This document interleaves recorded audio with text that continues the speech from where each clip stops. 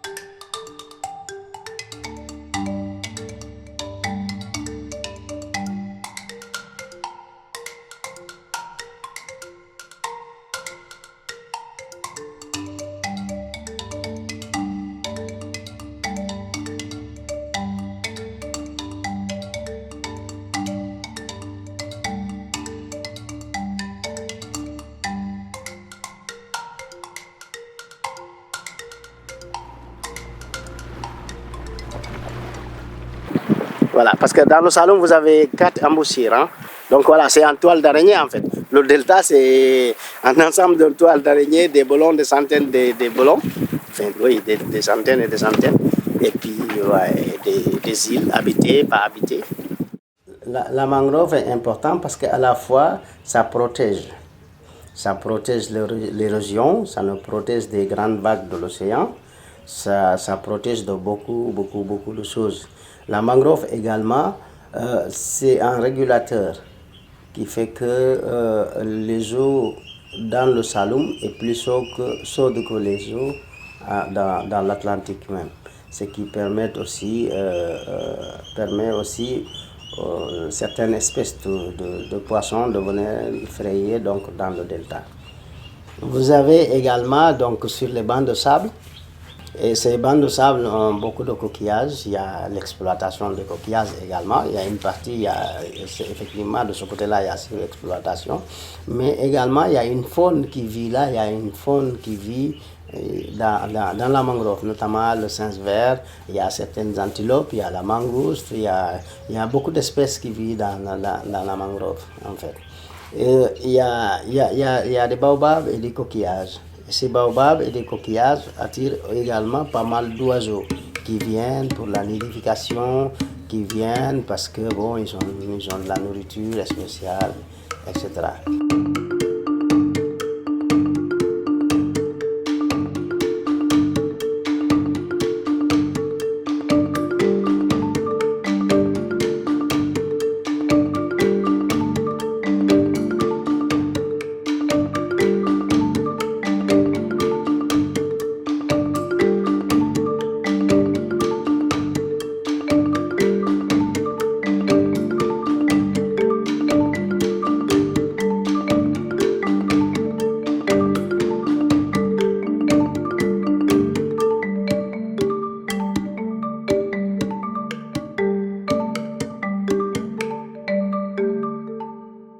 Et ici, on a un biotope vraiment extraordinaire parce que vous avez vu toute cette mangrove. En bas, il y a sur les bancs de sable, vous avez les coquillages.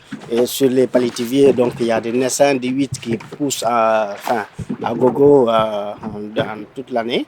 C'est pas surexploité, c'est pas assez exploité non plus.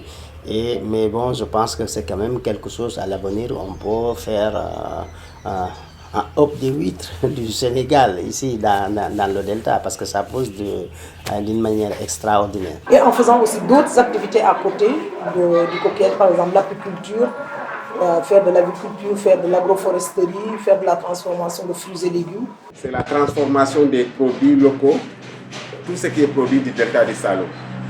Donc vous avez toutes ces bouteilles que vous voyez ici, ce sont des fruits qui sont cultivés et ou cueillis dans le delta du Saloum.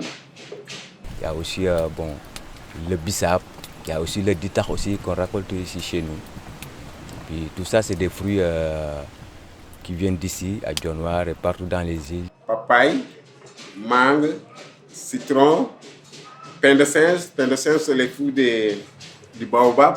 Et si on met aussi de l'apiculture au sein des mangroves aussi. Ça, c'est le miel de mangrove. Donc, c'est du miel dont les riches se trouvent dans les palétuviers. Donc, l'apiculture dans la mangrove aussi protège aussi la mangrove. Et ça aide aussi à la reprise naturelle des racines de palétuviers du côté huître, par exemple. Donc la mangrove, c'est un écosystème très très dynamique. D'ailleurs, la mangrove du Sénégal, le delta du Sine Saloum, c'est une des estuaires les plus dynamiques en Afrique de l'Ouest. C'est d'abord classé, je dis, patrimoine mondial de l'UNESCO, réserve biosphère, donc un site de Ramsar, membre du club de plus belle baie du monde. Le plus belle baie du monde, c'est un ensemble d'estuaires donc, qui se sont regroupés et puis voilà, c'est des endroits un peu uniques au monde. Et nous sommes sortis et nous avons eu donc des dossiers scientifiques qui nous a permis de le présenter à Hanoï en 2005 au Vietnam. Et c'est là où nous avons été admis. Nous avons présenté en même temps que la baie de San Francisco, mais nous sommes passés devant la baie de San Francisco. Et c'est comme ça que c'est parti. Aujourd'hui, le Sine Saloum est une des plus belles baies du monde.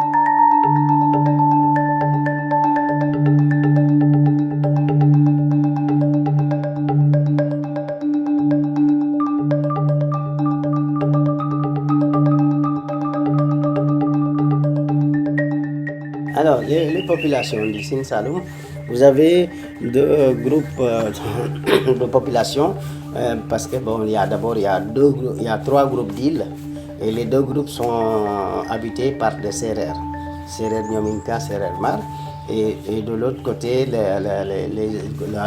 les îles Betenti et Djinak, donc qui sont habités par des Mandingues. Les habitants des îles, on les appelle les Nyominka. Nous sommes à 100% Sérères, 100% musulmans. C'est vers le Joal, Palmarin, là c'est les catholiques sérères. Mais dans les îles, vous n'avez que des musulmans. Il n'y a pas de chrétiens dans les îles. Nous, bon, parce que la question que nous posons souvent, en regardant à la télé, Boko Haram, l'organisation de l'État islamique, nous on se pose de quelle religion parle-t-il? On dirait que ce n'est pas la même religion, parce que la religion que nous pratiquons ici, c'est une religion de paix, de partage, d'acceptation de l'autre, même s'il est animiste, même s'il est chrétien.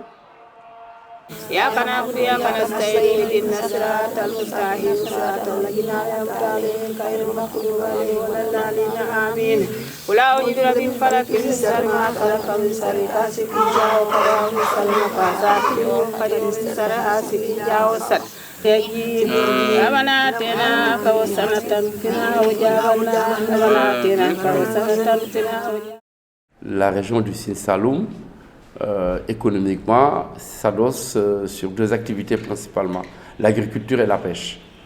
Alors, concernant donc l'agriculture, c'est un peu l'agriculture vivrière avec la culture du mil et puis de l'arachide, l'arachide étant la culture de rente. Voilà, donc les paysans cultivent et au bout de la saison commercialisent leur production.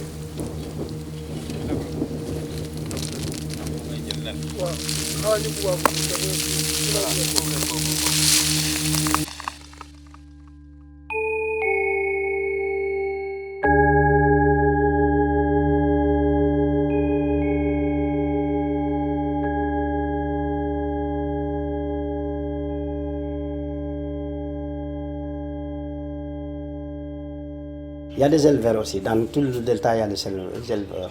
Donc il y a des éleveurs dans le Sine, il y a des éleveurs dans le delta.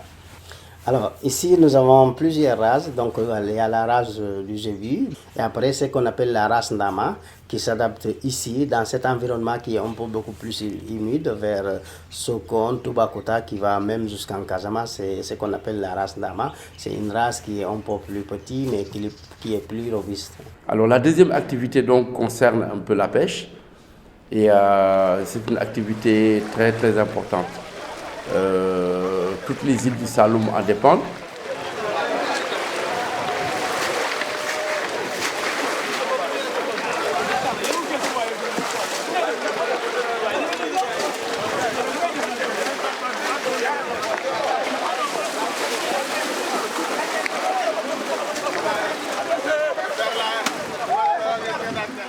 Les poissons qui viennent entrer, on peut noter le barracuda.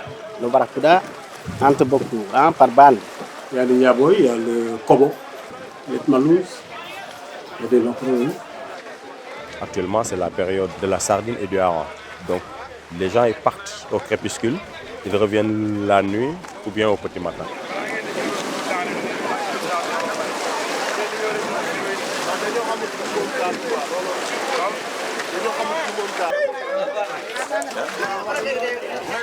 Parce qu'il faut noter qu'aussi, vers Diffère, vers la pointe de Sangomar, tout ça, il y a pas mal de poissons qui avancent.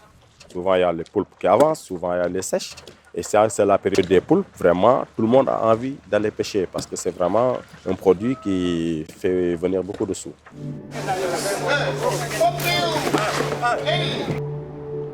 La population sénégalaise tire 60% de ses ressources de protéines, donc des produits halieutiques. Les ressources halieutiques, de manière générale, subissent une pression assez importante.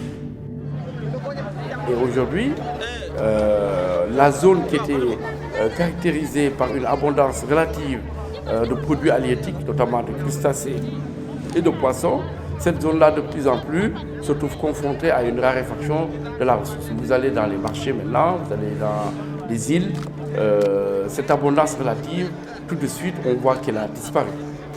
Voir comment protéger la mer que pour le poisson qui rentre. Parce qu'imagine-toi aujourd'hui, toutes les petites poissons là, ils les pêchent, ils n'en ont pas besoin, ils les ramènent, ils font crever. Au fur et à mesure, si ça se passe comme ça, il n'y aura plus de poissons. Et là, c'est dangereux pour tout le monde. Sans compter que, pour ce qui est du poisson, les pays qui ont la chance d'être sur la côte alimentent aussi l'intérieur du pays. Par exemple, ici, le Mali, il y a beaucoup de poissons fumés et séchés qui quittent le Sénégal pour le Mali. Donc c'est une question quasi globale, parce que les îles du Saloum sont caractérisées quand même par une population qui ne connaît que la mer. Donc toute menace sur cette ressource-là, évidemment, aurait des répercussions graves sur la population.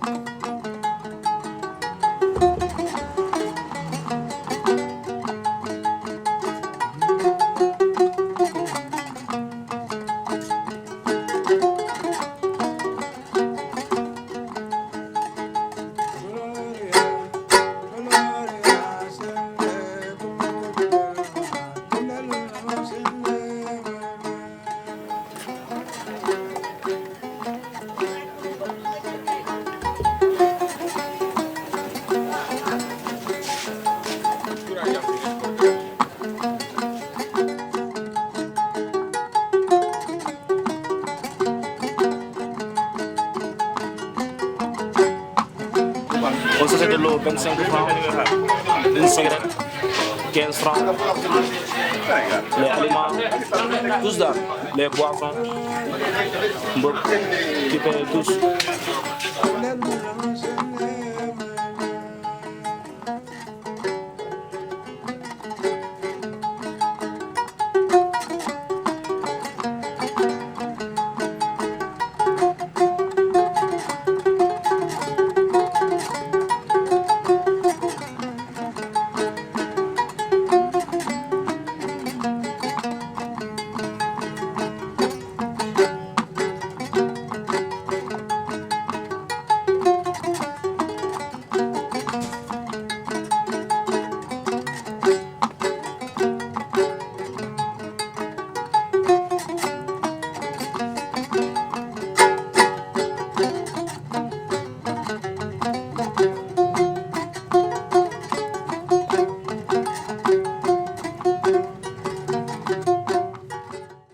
Les Espagnols diraient la ria à la place del rio. Donc eux, ils ont les deux termes. Voilà. Ça, c'est una ria. Donc si c'est vers le nord, c'est vraiment el rio Sénégal. Voilà. Mais nous, on dit fleuve ou river, mais c'est un lapsus, hein. C'est un bras de mer. Le sel.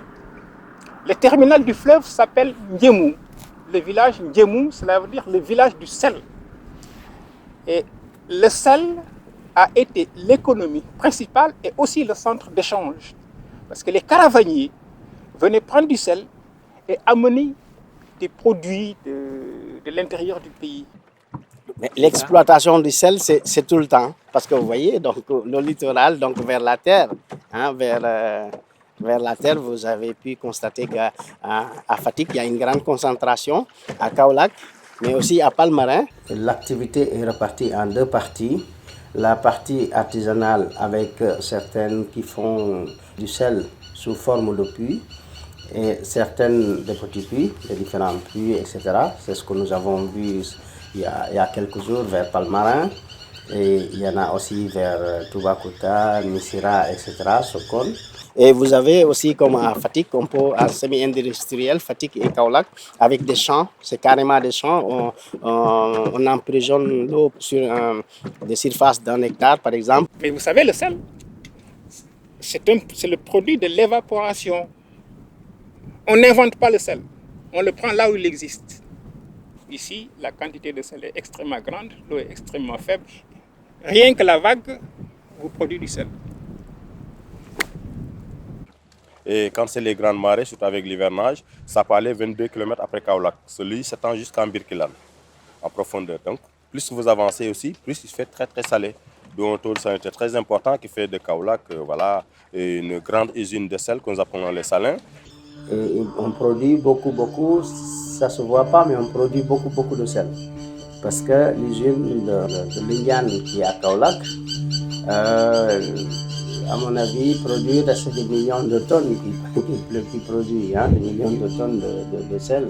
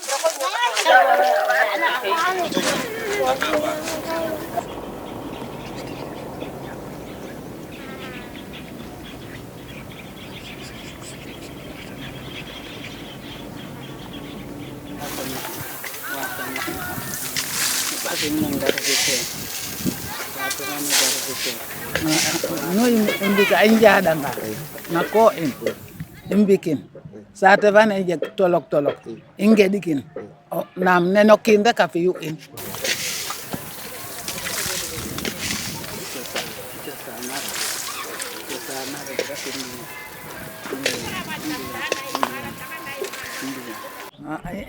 watu no teganna ano ande fangol damon ano ande onda babe damon ano ande chupan damon ano ande mamaro fe damon. Tous les maladies que tu ressens, quand tu viens, tu me les proposes, j'ai une solution. D'accord. Il y a des choses qu'on dit, on interprète, aussi, on demande aussi. On parle avec le jury, on le demande pour qu'il fasse ce qu'on veut.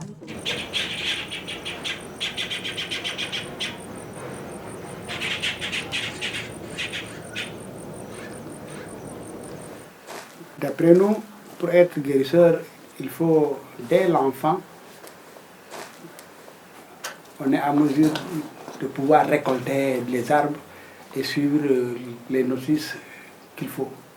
Des arbres médicinales, c'est tout. Les antibiotiques comment dire, il y a toutes sortes d'arbres qui peuvent être des antibiotiques et d'autres arbres. On ne peut pas faire des antibiotiques. C'est que dans notre religion traditionnelle sérère, qui est la majorité du Sine Saloum, le symbole de Dieu se traduit par l'étoile à 5 branches, qui provient de l'Égypte ancienne.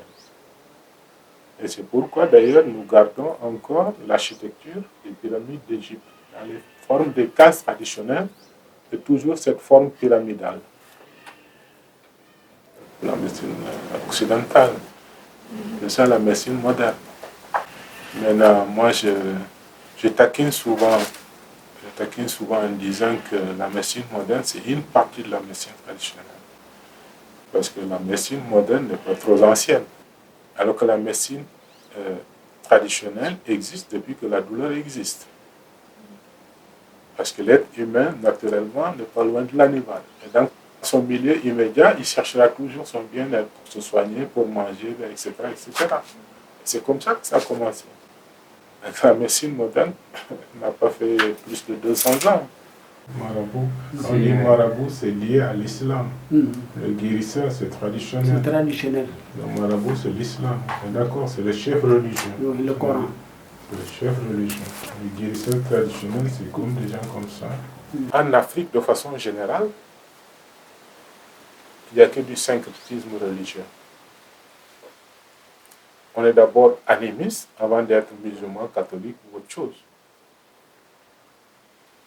Pourquoi?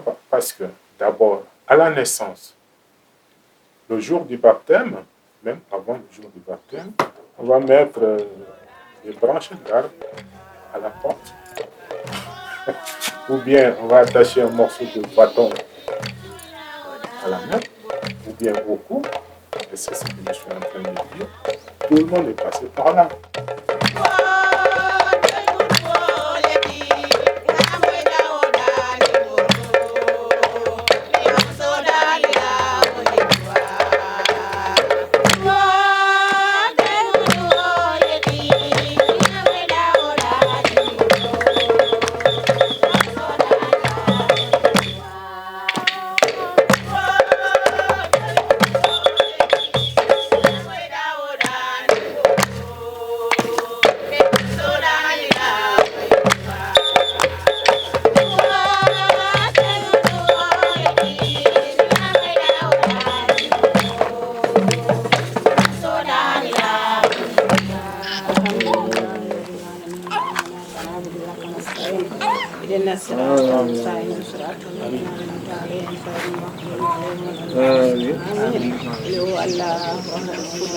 Donc en Afrique, de façon générale, on pratique les deux, l'animisme et les religions importées.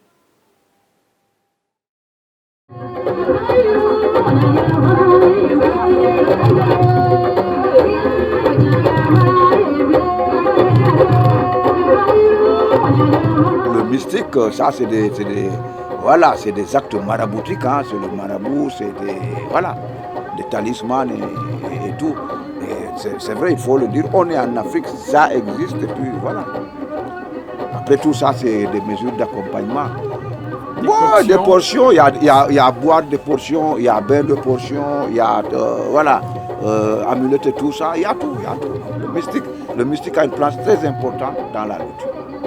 Ça peut être une amulette, ça peut être, comment dirais-je, une douche et ainsi de suite.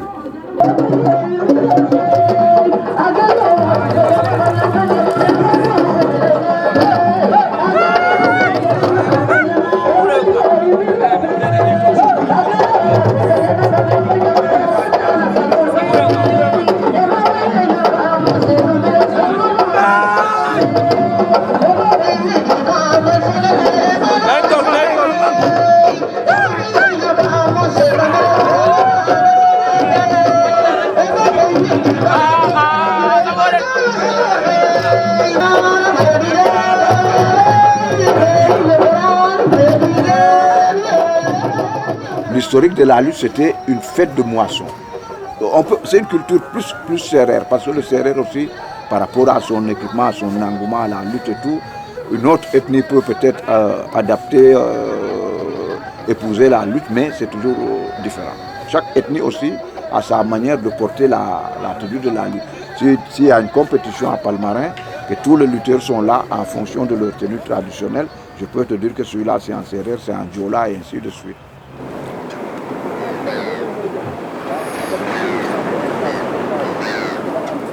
Cela, ils s'entraînent, c'est un entraînement qu'ils font. Et ces jeunes-là, si tu entends demain qu'il y a une séance de lutte à Palmarin, tu as vu un jeune ici, tu vas le voir à cette séance de lutte, qu'il soit champion, qu'il soit bon lutteur ou pas, tu le verras. Ils aiment, ils s'entraînent et puis ils se préparent en conséquence. Ils se préparent. Mais là, ils ne sont pas en compétition, ils sont en salle, en entraînement. Et si demain il y a une séance de lutte en Palmarin, c'est là qu'ils vont aller compétir en fonction de, voilà, de confiance et tout.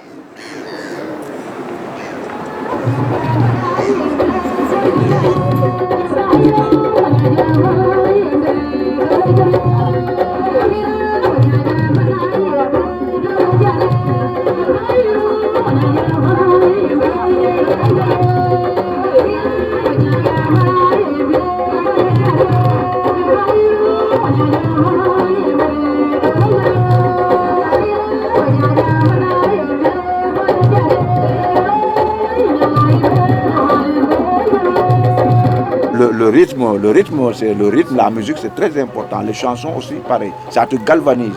Ça galvanise le lutteur. Peut-être même plus que le fétiche.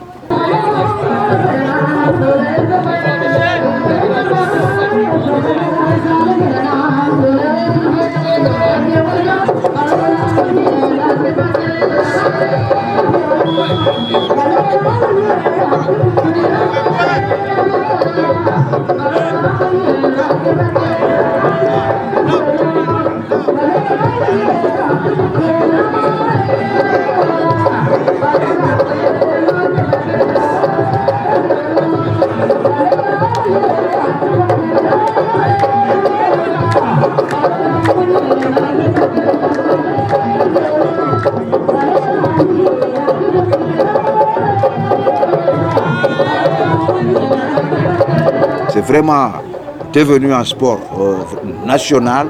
Si la lutte était comme le sport, le ballon, Coupe d'Afrique, on serait toujours champion.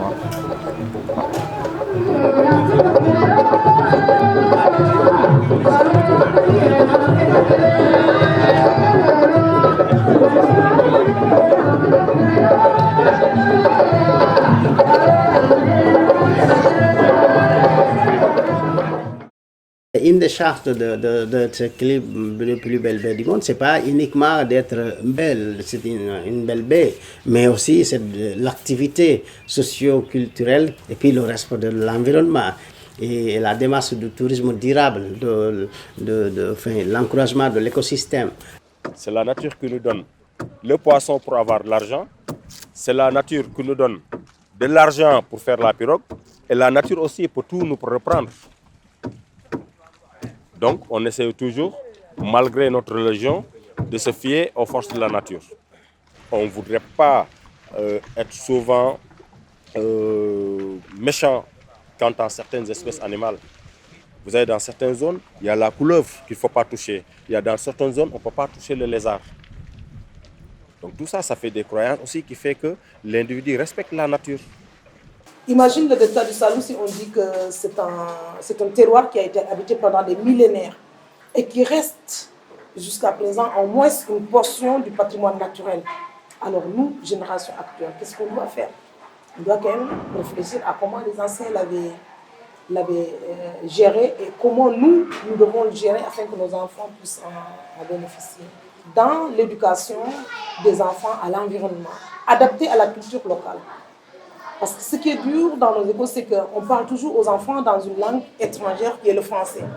Et parfois, ils ont du mal à comprendre, surtout ces gros termes-là de biographie, de biologie, d'écosystème. C'est difficile à expliquer aux enfants. Et pourtant, ces termes-là, si on retourne dans le traditionnel du Sérère, on peut trouver l'équivalence. Par exemple, quand le Sérère voulait parler de l'environnement, il disait « Kewid Naïn ». Kewid Naïn, ça veut dire ce qui nous entoure.